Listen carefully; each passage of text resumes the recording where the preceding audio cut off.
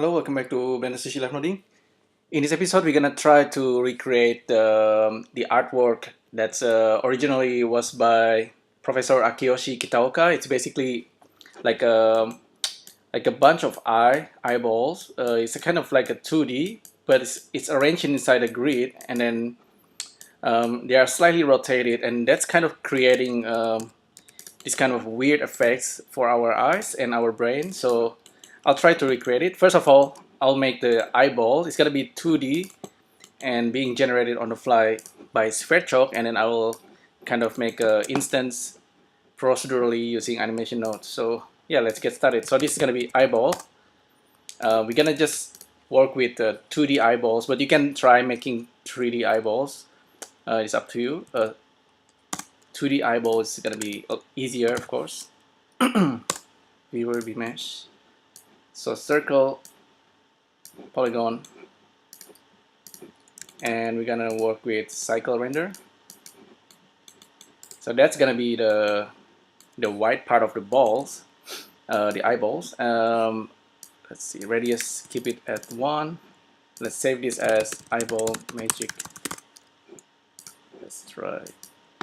I'll give it a color. Actually, I'll give a material and set. Actually, not set. Vertex color. Plug this object in, and viewer use color in. This is gonna be for the color of the eyeball. Hopefully, it works right away. So, yeah, you can give it like a red eyeball. It doesn't matter. This is gonna be that part of the eyeball. So we already got this part. We just need to make the iris or the pupil. Go to the top view. Let's make another circle. Viewer mesh. They shouldn't be the same size. This actually should be half, maybe half of this circle. So I'm gonna use float value. So if this radius is 1, this guy's I'm gonna multiply it by maybe half. Plug this into the radius. We should have a smaller one. So this guy, we're gonna give it a material as well, and we're gonna give a darker color. Objects, face. Let's try.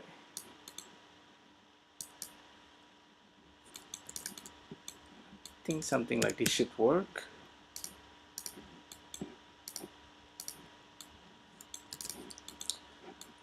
Okay, and then we can perhaps kind of move the matrix slightly for this guy. So vector position matrix in, put this guy in. So the position of this guy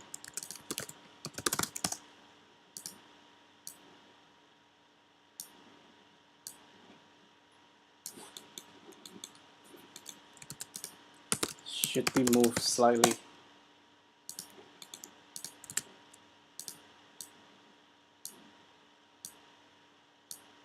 In the z-axis, and then I'll also move it slightly in the x-axis. So go to the top view, and we can see the result right away. So that's kind of good. That's pretty good actually. 0.5. So maybe we can use this number, but I'll just leave it like that. And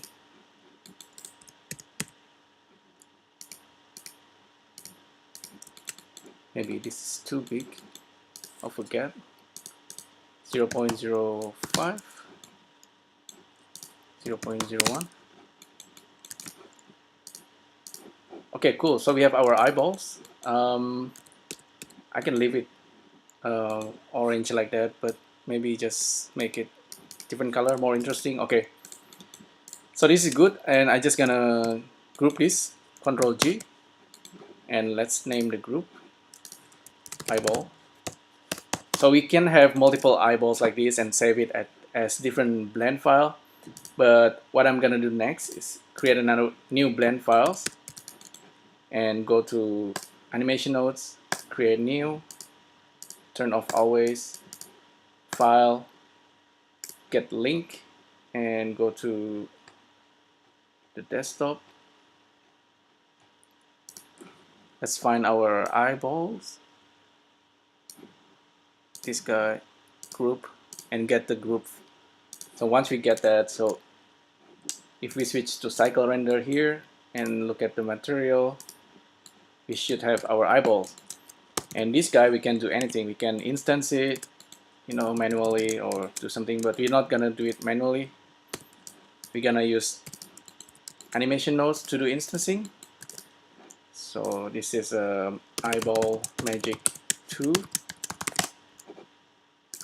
We simply gonna use object instancer, get our eyeballs, and use grid mesh, plug the vertices there, and then this guy, let's just use a loop because we can do more with loop. So tap W, and this is the grid. We need the vector value to goes in, so vector list, plug the vertices positions into that vector list, and then inside the loop we can do anything. So object transform output, this is the object, this is the position, plug this in there, and we have our eyeballs, and let's spread them. Cool. And for the master, we can simply hide it in different layer, and all these lines we can hide it. Tap U, hide relationship lines. There you go. That's our eyeballs thing. We can have more in the X, maybe 20 by 10, so we have 100, 200. And these guys are all instance objects, so they are really fast to process, and I think this is a really good way to work with this kind of thing. So this eyeball is just from another blend files, remember? And so this is very efficient. And here we can simply play around with this, maybe rotate the eyeballs perhaps. So I think the rotation should be in the z-axis. So you can see you can move the eyeballs and do whatever. So if we use something like the index, for example, plug into the rotations, you can get this kind of effects. It's kind of rotating the eyeballs in x-axis. Let's do it in z-axis and let's see how it looks like. So slightly more interesting. Let's use some math here, and I think float math should be fine.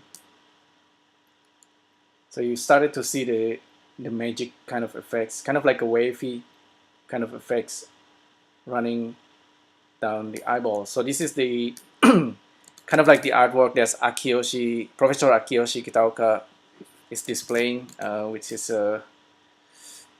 in his books. So you can see kind of like a wave going on with the eyeballs.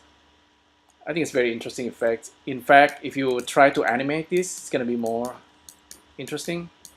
So let's try using a frame number and kind of offset the value here.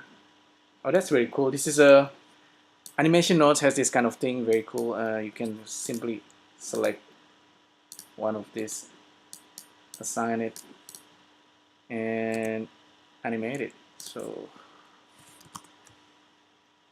you can see the wave pattern kind of going across from left to right. You can actually observe this with smaller value or larger value. So you can see the wave. Let me try. Maybe easier to see in a 60 frame per second. Maybe I need to multiply the time here.